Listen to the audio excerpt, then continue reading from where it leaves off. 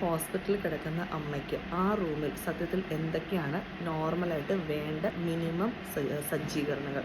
ഒന്ന്, വളരെ peaceful and comfortable ആയിട്ടുള്ളൊരു എൻവയൺമെൻറ്റ്. രണ്ട്, അമ്മയ്ക്ക് നല്ല വേദന ഉണ്ടാവും. കാരണം സിസേറിയൻ ആണെങ്കിലും നോർമൽ ഡെലിവറി ആണെങ്കിലും. അപ്പോൾ അമ്മയ്ക്കൊരു പ്രൈവസി ഭയങ്കര അത്യാവശ്യമാണ്.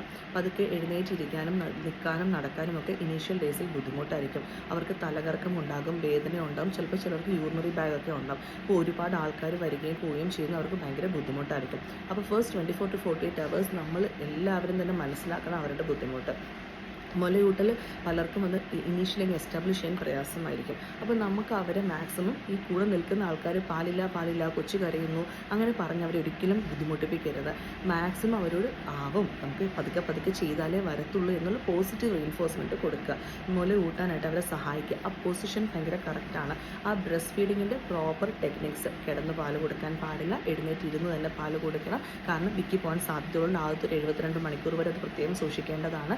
ബാക്ക് സപ്പോർട്ട് ചെയ്ത് മടിയിലൊരു തലയണ വെച്ച് പ്രോപ്പറായിട്ട് കുഞ്ഞിനെ പൊസിഷൻ ചെയ്ത് ആ കുഞ്ഞിൻ്റെ വാ നന്നായിട്ട് തുറന്ന് ചിന്ന് ഓപ്പണായി ലിപ്പ് നന്നായിട്ട് വിടർന്ന് വന്ന് ആ മുലക്കണ്ണ് ബ്ലാക്ക് ഭാഗം കംപ്ലീറ്റ് ആയിട്ട് അകത്ത് പോയി കുഞ്ഞ് ആഴത്തിലും താളത്തിലും വലിച്ചു കുടിക്കുന്ന ടെക്നിക്ക് ഒന്ന് കറക്റ്റായി കഴിഞ്ഞാൽ തന്നെ പാല് കുഞ്ഞിന് കിട്ടുന്നതുമായിരിക്കും. കുഞ്ഞ് ആഴത്തിലും താളത്തിലും വലിച്ചു കുടിക്കുകയും ചെയ്യുന്നതായിരിക്കും.